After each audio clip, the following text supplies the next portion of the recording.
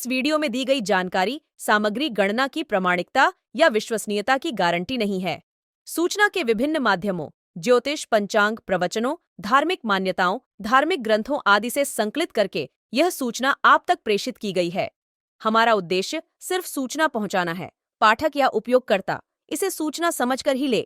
इसके अतिरिक्त इसके किसी भी तरह से उपयोग की जिम्मेदारी स्वयं उपयोगकर्ता या पाठक की ही होगी। नमस्कार दोस्तों, स्वागत है आपका हमारे YouTube चैनल सांसारिक जानकारी पर। हम आपको यहाँ पंडित प्रदीप जी मिश्रा द्वारा बताए गए उपाय जो वे अपनी कथा में बताते हैं, उनकी जानकारी देते हैं ताकि आपको एक ही जगह पर ही सारे उपाय मिल जाए। गुरु जी के बताए गए उपाय श्री शिव पुराण से जाने गए होते हैं, इसलिए निसंदेह भगवान शिव पे विश्वास रख कर करे। इस पुराण में शिव जी को वात्सल्य, दया और करुणा की मूर्ति के रूप में महिमामंडित किया गया है। इस पुराण का पाठ करने से भक्तों के अंदर भी ऐसे ही गुणों का संचार होता है, यानी भक्तों का चरित्र भी भगवान शिव की ही तरह बनने लगता है। जो भक्त शिव पुराण का विधि पूर्वक पाठ करते हैं, वो जीवन मरण के चक्र से भी मुक्ति पा जाते हैं। भगवान शिव, जिनके नाम का अर्थ ही है कल्याण स्वरूप और कल्याण प्रदाता, साक्षात इस कल्याण रूप की आराधना से सभी इच्छाएं पूर्ण होती हैं। शास्त्रों में उल्लेखनीय है कि देव, दनुज, अर्षि, महर्षि, योगींद्र, मुनींद्र, सिद्ध, गंधर्व ही नहीं अपितु ब्रह्मा विष्णु तक भगवान शिव की आराधना करते हैं और उनसे अपनी मनभावन इच्छाओं की पूर्ति करवाते हैं। जीवन में आए दिन नित नई परेशानियों का सामना करना पड़ता है, जिससे मनुष्य व्यथित हो उठता है। शिव पुराण में जीवन की समस्त परेशानियों से उबरने के उपाय बताए गए हैं, जिससे आप अपनी सभी इच्छाओं की पूर्ति कर सकते हैं। ये उपाय करके आप स्वस्थ तन, प्रफुल्लित मन और अपार धन पा सकते हैं। आइए जानें कैसे। एकादशी कौन है, कहाँ से प्रकटी है? माया? नहीं, एकादशी है कौन? क्यों इसकी इतनी प्रधानता है? क्यों इसकी पुण्यता है? ऐसा क्या है एकादशी में जो इसकी पुण्यता मानी जाए? कौन है ये जो भगवान नारायण तक एकादशी का व्रत करते हैं? सुभद्रा जी को भगवान जगन्नाथ ने, जगदीश ने एकादशी का व्रत कराया था। बद्रीनारायण भगवान को माता लक्ष्मी ने एकादशी का व्रत कराया था। क्यों? चंद्रायण एकादशी व्रत की माता। एकादशी है कौन? तो कहा जिसको व्रत करने पर भगवान नारायण भी जिसका व्रत करते हो, भगवान माता लक्ष्मी जिसका व्रत करती हो, वो एकादशी है कौन? तो शास्त्र वर्णन करता है महाराज। स्कंद पुराण का सुंदर चातुर्मास्य खंड के अंतर्गत वर्णन आया है महाराज। एक बार भगवान विष्णु आनंद में विराजमान थे। पद्मावती और माता लक्ष्मी दोनों उनके पास में विराजी हुई थी। दोनों बैठी, भगवान लक्ष्मी और पद्मावती दोनों बैठी है, एक सिर के पास, एक चरण के पास। कुछ समय बाद वहीं पर ब्रह्मदेव का आगमन हुआ और ब्रह्मा जी आगमन पाकर भगवान नारायण पद्मावती से लगकर उठे और उठकर लक्ष्मी की ओर झुके। झुकने पर इन तीनों के समागम से भगवान नारायण के हृदय चित्त से एक कन्या प्रकट हो गई। उस कन्या का नाम एका था। क्या नाम था? एका। अब 10 उसके गुण इतने प्रबल थे, वो 10 गुण उसके बड़े प्रबल थे कि वो एका जिसको निहारती थी उसको संपदावान बना देती थी। जिसको देख लेती थी उसके जीवन में वो आनंद की अनुभूतियां करा देती थी।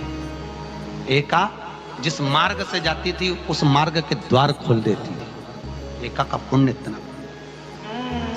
इतना पुण्य प्रखर। पद्मावती और लक्ष्मी ने कहा महाराज, ये बेटी आपके द्वारा निर्मित हुई है, इसका कन्यादान करना चाहिए। हमारे यहाँ हिंदू धर्म में रीति है, जिस दिन कन्यादान करा जाता है उस दिन व्रत रखा जाता है। अब आजकल रखते कि नहीं रखते हो मालूम नहीं, और कन्यादान करते समय व्रत रखा जाता है। व्रत रखना, एका का कन्यादान करना है। भगवान बोले कन्यादान करें, किसको दें? एका किसको दी जाए? एका प्रदान किसको करी जाए? पुण्यता किसको दी जाए?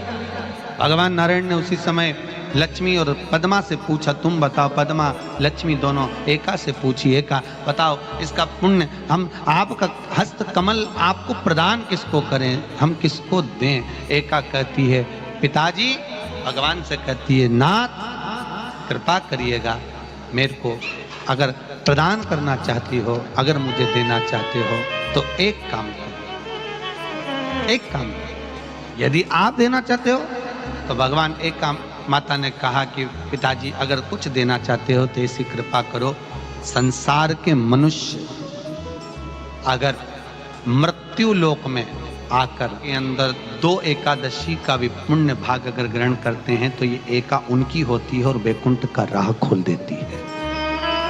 इनके जाने से पहले अगर मैं प्रवेश करती हुई जाऊंगी और इनके मार्ग को सुलभ बनाती हुई जाऊंगी, वो एका 10 गुण के कारण एकादशी। सबसे पहला नियम एकादशी व्रत का सबसे पहला नियम है कि आप जिस दिन व्रत करो उसके एक दिन पहले भक्ति का संचार इस हृदय में करो। भक्ति का संचार इस हृदय में कर लीजिए। जिस दिन आप व्रत करो, जैसे एकादशी का व्रत कर रहे हो तो दशमी के दिन शाम का समय जब आवे, रात्रि जब होने लगे, शाम का समय आवे और रात्रि का आप जब भोजन ग्रहण करो तो उस भोजन में कोई ऐसा पदार्थ ग्रहण मत करिए जिस पदार्थ के कारण आपकी एकादशी बिगड़ जाए।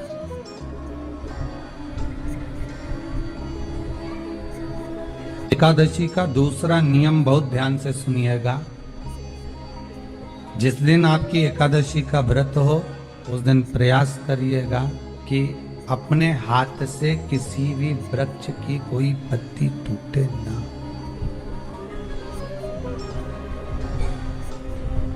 अपने हाथ से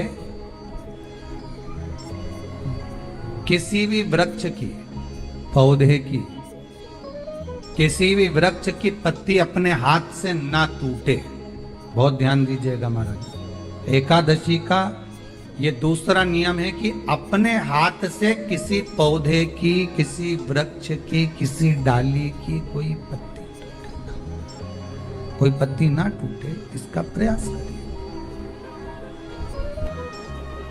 यहाँ पर तीसरे नंबर का जो, चौथे नंबर का जो उपाय बताया है, उपवास करने का जो नियम बताया, उसमें वर्णन किया एकादशी के दिन अगर आपका व्रत है तो आप भूलवश भी डब्बे में रखी हुई रोटी गाय को ना देते हुए कुछ थोड़ा सा फल, फलहार, कोई केला, कोई सेब, जो आप खाते हो, अंगूर, पपीता, जो आप ग्रहण कर रहे हो उसका थोड़ा सा भाग आप गाय को प्रदान करो। आप गाय को दीजिए।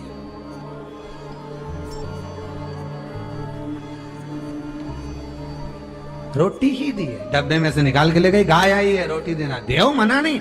बाकी के दिन आप आपके बेटे से कह दो रोटी दिया बेटा जा, पर आप अपने हाथों से, आपका व्रत है तो आप फलाहार आप कर रहे हो तो फलाहार का ही दान गौ माता को दीजिए। पांचवा वर्णन किया चतुर्थ भाव में, बन सके जितना एकादशी के दिन भगवान का ओम नमो भगवते वासुदेवाय का जाप करें या अपने गुरु मंत्र का स्मरण करें, या जो मंत्र आपके हृदय में समाहित हो, श्री शिवाय नमस्तुभ्यम, ओम नमः शिवाय, राम कृष्ण शिव, जो मन पड़े उसका भजन करें, पर दिल से करें। जितनी देर करते बने उतना देर। माला पकड़ने की भी जरूरत नहीं कि माला पकड़ के बैठता हूं तो घटकी जिब्या से जप लो, नहीं जी वही उतना में ही पूरा हो जाए, वही बहुत महाराज। पांचवा नियम कहा, जिस दिन आपका व्रत रहे किसी निंदक से बात ना करें। निंदक जानते हो? भाई दूज के दिन, दिवाली की जो भाई दूज होती है ना, होली दिवाली की जो दूज होती है, उनमें ऐसा गोबर का भाई दूज बनाते हैं और पास में एक चुगलखोर भी बना, और चुगलखोर के ऊपर ऐसा भाटा धर है पत्थर। अब तुम्हारे उधर रखे कि नहीं रखे हमें नहीं मालूम रहे हो, जितने आस्था पे सुन रहे हो, पर हमारे इधर तो ऐसा रहता है, गोबर का भाई बहन बनाए और उसकी पूजन करे, उसके पास में एक गोबर का चुगल चोर भी बनाया, उसके ऊपर बाटा है। कथा वर्णन कर रही है, निंदक से बात ना करें। मान लो किसी ने आकर आपको निंदा कर भी दी तो तुरंत सूर्य नारायण भगवान का दर्शन करें और 3 बार उनका दर्शन कर कर नेत्र बंद करें, तब जाकर वो निंदा जो अंदर गई है अंदर पवित्रता प्रदान करेगी, तब जाकर एकादशी का व्रत लगेगा। पहले तो प्रयास करो, अगर जो निंदा करने आता है ना तो उसको उस दिन एकादशी वाले दिन दरवाजे पे लिख दो कि चुगल चोर। फिर कहा जीव की हत्या ना करे, अगला नियम है अपने द्वारा जीव की हत्या ना हो, प्रयास करना किसी को कष्ट ना हो। 18 नियम में से एक नियम और, प्रयास करिएगा एकादशी जब भी करें तो द्वादशी से जुड़ी हुई करें, 10वीं से जुड़ी हुई एकादशी कम करें। जो वैष्णवों की एकादशी कौन सी होती है? जो एकादशी द्वादशी से जुड़ी हो, 10वीं से नहीं। 10वीं से जुड़ी हुई एकादशी व्रत कहलाती है और द्वादशी से जुड़ी हुई एकादशी पुण्य फल प्रदान कर कर वैष्णवों को भगवान के चरण में छोड़ आती है। इसलिए एकादशी द्वादशी से जुड़ी हुई।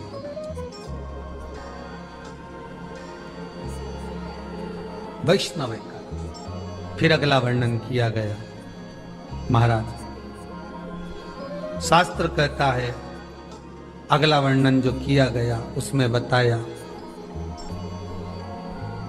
प्रयास करें जिस दिन एकादशी हो उस दिन घर में बुआरी झाड़ू आदि जो लगती है वो दूसरा लगा लें। क्यों? उसका वर्णन है, अगर आप बुआरी लगाएंगे, झाड़ू लगाएंगे, पोछा लगाएंगे तो हो सकता है कोई जीव आपके हाथ के द्वारा मर जाए। तब एक बार ये कथा हमने काशी में कह दी थी। कहां करोगे? सारे व्रतों में केवल एक व्रत ऐसा होता है एकादशी का, जिसका उद्यापन पहली एकादशी पर भी कर सकते हो। सारे उद्यापन में केवल एक उद्यापन ऐसा होता है, सारे व्रतों में एक व्रत का उद्यापन ऐसा होता है, वो है एकादशी का। ये जरूरी नहीं कि 26 पूरी होगी तभी तुम करोगे, या तो पहली में ही कर लो या फिर 26 पूरी हो तब कर। पर उद्यापन, अब तुमको ऐसा लगे कि हाँ मैं अभी तो जीऊंगी हो, अभी तुम्हारा बाल भी धोला नहीं होगा, तुमको ऐसा लगे तो अभी तो मैं तो बढ़िया, तो पहली पर करने से क्या फल मिलेगा?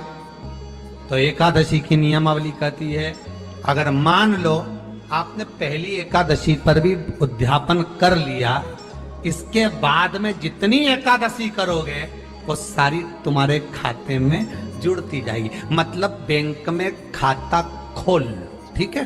खाता खोल लिया, अब जितना कमाता जाओगा उसमें डालते जाओ, जितनी कमाई करके लाओगे उसमें जमा करते जाओ। एकादशी एक बार उद्यापन पहले में भी हो गया तो बाकी का पुण्य तुम्हारे खाते में आ जाएगा, उसका पुण्य। एकादशी का उद्यापन बड़े महीने में माघ शुक्ल एकादशी के दिन, माघ का महीना हो, शुक्ल पक्ष की जम के बोलिए एकादशी हो, प्रयास करना कि आप उद्यापन करें, भले 5, 10, 11, 12 जितनी एकादशी हो जाए, 26 हो जाए तो ज्यादा अच्छी है, नहीं तो आप करें तो माघ महीने की शुक्ल पक्ष की एकादशी के दिन आप उद्यापन करें। प्रयास रखें, प्रयास। बड़े महीने के अंतर्गत जो उद्यापन, हाँ चतुर्मास के अंतर्गत उद्यापन नहीं होता एकादशी का, बहुत ध्यान दीजिए। ये जो सावन भादो कुंवर कार्तिक जो 4 महीना होते हैं भगवान के शयन करने के, इसके अंतर्गत एकादशी का उद्यापन नहीं होता, और इसके अंतर्गत उद्यापन करना भी नहीं चाहिए एकादशी। एकादशी का उद्यापन माघ महीने की शुक्ल पक्ष की एकादशी के दिन आप बहुत प्रेम से आनंद के साथ करिए महाराज। परंतु एकादशी के उद्यापन में सबसे ज्यादा अगर कुछ जरूरी होता है तो 24 तरह का नैवेद्य जरूरी होता है। कितने तरह का? 24 तरह का नैवेद्य।